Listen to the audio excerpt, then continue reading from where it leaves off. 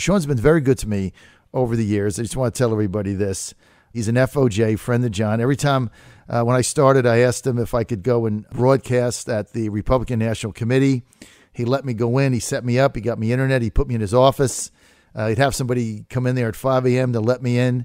And I spent a week with him in Trump Tower in the final week. And he's just a great guy. And he was a great press secretary, best ever, the most entertaining, the most fun, answered the most questions. And he had a press briefing every day. Now we get one, I don't know, like every 3 weeks, 2 weeks or something. He had one every day, worked his tail off. And now he's got a new book out, right? You got to get that. You can find that right on my website. Go to johnfredericksradio.com. The Briefing by Sean Spicer. You click on it. You can order it. Sean, great to have you with us, man. Hey, great to have you. And congratulations on the station. That's fantastic, especially for those of us who live here in Virginia, to know that we can get more of you. So big kudos, and not just on the station, but I know you've got big plans to continue to expand, and that's really great because it's not just good for you, it's good for so many of the listeners that can now have greater access and hear the message, hear the guests, hear the truth that you fight for every day. So I'm proud as a Virginian to know that you're going to continue to expand, and I appreciate the plug for the book. If you actually, for what it's worth, for those who are trying to get ahead of Black Friday, we're going to do a deal on SeanSpicer.com where we've got a podcast that you can download, but you've also we're doing a deal on the book where if you go to SeanSpicer.com and order it there, we'll personalize it for you and send it out. That's sort of that's as close to a Black Friday deal as I'm going to get. Go to SeanSpicer.com and you'll get a personalized copy. Sean will sign it. I've got one signed. Actually, he made it out to Ann. He didn't even make it out to me. That's where I rate. But I do have it. We know who's in charge in that relationship, don't we? I know. I handed her the book and I said, could you please sign this for me? And he puts, "Hey, Ann," and he writes her a note. It's like, what am I, chopped liver? But yeah, I mean, he understands who's the boss. So, Sean, look, great to have you on. I want to go over a couple things here in the time that we have. The first being the White House press credentials being revoked for Jim Acosta. Now, just a caveat here, I'm a member of the White House Correspondents Association. I have a hard pass. I've really worked my tail off to earn that. I consider it a privilege. When you get called on, you put up your hand. You hope you do. Sometimes you don't. There's no rule that says you have to be or don't have to be. But many of us in there act respectful, do the right thing. I mean, Jim Acosta has been rude. He's been arrogant. He's been disrespectful. You've got another person, April, that you were there. I mean, she screams questions out. Acosta doesn't give the microphone up. He's asking 5 questions when other people don't get to ask any. And now CNN is suing the White House to get his credentials reinstated. Fox joins it. If they win this suit, basically, I could sue if Sarah doesn't pick me. I could say I'm being discriminated against. I mean, where does this thing end here? Yeah, actually, that's a really good. I think that there's no question that no one's saying that there's not a right to free speech. That in this case, Jim Acosta, can write or say whatever the heck he wants. CNN has a whole host of additional reporters that do have hard passes that go in on a day-to-day basis. And so I think we've got to be very careful about defining what the First Amendment says and means. Because if the First Amendment means that you can go wherever you want uninhibited, that's a pretty dangerous slope to go down. And so, look, here's what I would like. I am a believer, as you know, John, sort of the way I conducted myself was I let everybody in. And I believe that because my view was that I didn't want to call balls and strikes. I didn't want to say this organization should come in. So left, right, center, I let everybody in because I believe in a free press. But I also think, and the point that you brought up is well taken, which is that we need to show a level of respect and decorum and professionalism among the press corps that's usually been there and gone unwritten down. But I think maybe we've come to the point where it should now be written down, and we should get to the say that this is how it works and treat everybody. Because here's the issue that I have. I don't know why, and I know you probably called out, but the Correspondents Association puts out these letters as if they're speaking for everybody. They're and I not. know that there are members of the association like you who don't necessarily agree with his behavior in the Jim Acosta show, because that's what it is. And that when the association puts out a thing that says basically we stand with him, that's not speaking for everybody. That there are members like yourselves and others that I've spoken to that have said, look, I'm for a free press, but I don't like the idea that I have to defend this kind of disrespectful, unprofessional behavior. I think that where we should end up, and it's sad to have to say this, but I think we should have some sort of agreed upon code of conduct where it's like, okay, here's the deal. We will grant you hard passes, but you reporters sign on the dotted line, agree to the following, that you will be professional, you won't speak until a question, you will stop, that the White House will then agree to the following. But that's where I think, sadly, we've come to, that we have to have this kind of, written down relationship. You're right. Look, a lot of my colleagues here, they just kind of went along with it because, they're like kind of Fox did. They're on the, First Amendment bandwagon. It has nothing to do with the First Amendment. And you just can't walk in and say, I want a hard pass, right? You've got to go through Secret Service evaluation. I mean, there's got to be a legitimacy to why you're there. You've got to prove to yourself and whoever does those when it was submitted. I mean, I submitted mine. It took me 6 months. And, I had to go there as a temporary pass holder for a very long time in order to get everything vetted and get through. They're not easy to do. But I think the other thing is when you say give up the microphone, I mean, it's just common decency. You got 75 people in there, Sean, as you know. We all have a question. You can't call on them all. Somebody hogs it, asks 5 or 6 questions for 10 minutes. I mean, that's just a lack of respect to the other people there. So, look, they don't speak for me. I think you did the right thing. I think Sarah, I told her that. I think she absolutely did the right thing. And when I was part of that letter that came out, I specifically said, I don't want anything to do with it because I don't want to legislate in rudeness. I just don't believe in it. So that's me. But I know it's your show, but let me ask you a question. Did you make it clear to them what your position was? And do you think either, personally or otherwise, that other reporters agreed with you on your side of this? Yes, but there's intimidation that goes on because everybody wants to be a part of the crowd. And I know for a fact there's several people in there that are appalled by Acosta's behavior, just appalled by it. I mean, it's sickening. But, nobody wants to speak up. I've got a platform that allows me to do that, so I'm in a little unique position. But there's a lot of intimidation that goes on. And certainly when Fox... Well, it's not, it's not just intimidation, John, but I actually write about this in the book. It's groupthink. And let me give you an example. I write about this very succinctly in the book. You want to talk about another CNN reporter? At the time, there's a reporter, Caitlin Collins, that was at the Daily Caller.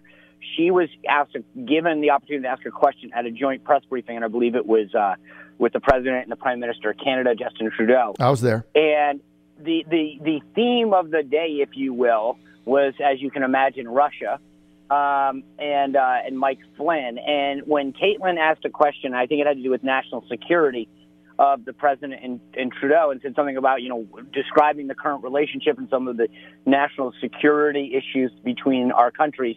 As what, that was her question. She got ridiculed by the folks in the press corps, and they literally wrote stories about her not asking about Flynn, and because she, quote unquote, was supposed to ask, a question that they all wanted, which was about Russia. Never mind that obviously Canada, our neighbor to the north, is crucial to our national security and economic security. But because she didn't ask what they wanted, you had this you had this sort of groupthink mentality that went after her and attacked her. Exactly. And the same thing happened to me. I asked a question to Sarah one day at the end of a press conference that changed the subject from whatever Russian collusion thing they were talking about. I asked a legitimate question about the Middle East and the Yemen civil war. I get a hit piece done on me by The Hill saying, well, Sarah calls on the guy that was the Trump chairman of Virginia. And I'm like, yeah, you're damn right I was a Trump chairman of Virginia. At least I'm transparent about what I do for a living. So the whole thing, it's like... But the funny thing is they talk about the First Amendment, right? And this is what this whole lawsuit now is supposedly about. But yet, if you don't go along with what they believe the question is, then screw the First Amendment. I mean, the First Amendment gives us the ability to express ourselves. It gives you the right as a journalist to ask what you want. But if you don't ask what they want, then they attack you. It's just fascinating how it all works. That's why you have to get Sean's book, The Briefing. Absolute must read. You can go to SeanSpicer.com. Get the Black Friday special where he'll personalize it, The Briefing. And you can do it right now. Go to SeanSpicer.com. And John, by the way, you don't have to. You own the station. I don't know why you have to do that. I know, right? I shouldn't have to defend myself. That's right. I know. It's like I own a radio station in Richmond, plus I'm on a bunch of affiliates. I mean, I've got a platform. Therefore, I should be able to ask any question I want, and I earn that. A lot of us that have been in this business, I was telling somebody the other day that was saying, well, why are you there? I said, I've covered high school football games in the middle of nowhere in South Georgia. I've sat through and covered council meetings with the zoning planning commission until midnight. I mean, you earn your way there. So a lot of these people just don't understand, how tough a business this is. Let's get to Virginia and the Republican apocalypse. Losing another 3 seats in Congress. Barbara gone. That 10th is gone forever. We'll never win it back. Barbara was the only hope there. That's gone. Dave seat didn't run a good campaign. He gets beat by Abigail, and then Scott Taylor basically shot his head off with the shenanigans that went on down there. They're going to lose the state Senate. Their last line of defense, Kirk Cox in the House. How do you fix Virginia? Gosh, I don't know that we have long enough. I think a couple things. One is we've got to stop allowing being divided among ourselves, meaning that I'm tired of hearing if this guy doesn't win, then I'm not going to support him. You've always been great about this, John, which is like, let's fight our issues out in the primary or in the convention, and then we'll unite behind it. That's my view. That's why we have a primary convention. Let's do it. But we've got to understand that we've now started to let the enemy of the good, of the perfect, become the undermining the good. And here's the problem: is that you talk about Barbara Comstock. Absolutely right. She's the only person that could have won the 10th district. She lost. But let's remember part of what she had to do at the beginning of the year, which was fight off this silly primary by someone who wanted to attack her that was, definitely couldn't have won the district, where she wasted time and resources having to defend herself. And this is the silliness of it. It's like, do you really think that anybody else but Barbara could have held that seat, and somehow that the issue of an area in Northern Virginia that continues to trend further left, that the issue was that she wasn't conservative enough? Give me a break. Mm-hmm. Barbara Comstock has been a lifelong conservative. Mm-hmm. She fought the battles, when it was Clinton impeachment. She's been at the front lines of this stuff. And suddenly people are questioning her credentials and saying, let's make her fight it out in a primary. What a waste. Mm-hmm. And I think we have to be smarter, and we have to understand. Look, I agree with you. I look down at the Brat race and I go, here's someone who took advantage of it. Conversely, look, I'm going to say something really crazy about Virginia. Tim Kaine ran a phenomenal race. Every time I turned on that television, that guy was ripping the bark off Corey Stewart. And I thought to myself, oh, my gosh, is this closer than I think? And then I finally realized, no, he's running a race like he's 5 points down because he wants to make sure that he doesn't take anything for granted and he wins by the greatest amount. Tim Kaine ran the race that every Republican should be running, which is run like you're 10 points down and that everything is on the line. And yet a lot of our guys sat back on their heels and thought, okay, well, this is a safe Republican district. Okay. Especially in the 7th. I agree with that 100%. One of the issues, though, and this is my final question, we're going to be out of time, is that the National Republican Congressional Committee under McCarthy gave Barbara $5 million. I was in favor of that because you're only going to win that seat with her, and I was a believer. But they didn't give Dave anything. Dave got $0. Why? Well, part of it is that the campaign has to be willing to get in there and have a discussion about what's going on, has to run a professional race, right? And there's no question that Barbara Comstock ran a top-notch race. She had good people working for her. It was a well-run machine. I think Dave Brat ran a horrible campaign, and he had horrible people surrounding him. The campaign committee's goal is to go in and be a partner and a help. It's not to take over the campaign. The job of these committees, and this gets, people forget. If you think about it, if you're the NRCC, the National Republican Congressional Committee, you have 435 races you're watching. You're not there to be a babysitter. You're there to kind of lend a helping hand towards the end. And when you've got a campaign that won't work with you or give you the inside scoop or tell you what's happening or commit to things, I know countless people that reached out to Brat to help and got zero phone call back. So at some point, the campaign the campaign, the candidate have a large degree to do with its own success, and I gotta believe that that's 90% of it there. Barbara was I guarantee you, knowing Barbara the way I do, she was probably at the NRCC or calling the NRCC, multiple times a day saying, this is what I need, this is what I'm doing, how do we further it? I think if you look back on some of Dave Brat's comments, he literally talked about how he didn't have a race. Right. And that this was a media fixation and right. This was a whole hoax. I mean, if at some point you can't help somebody, it's like blaming the doctor for the guy that won't go get the checkup. Right. At some point, you literally have to say that there is a degree of personal responsibility.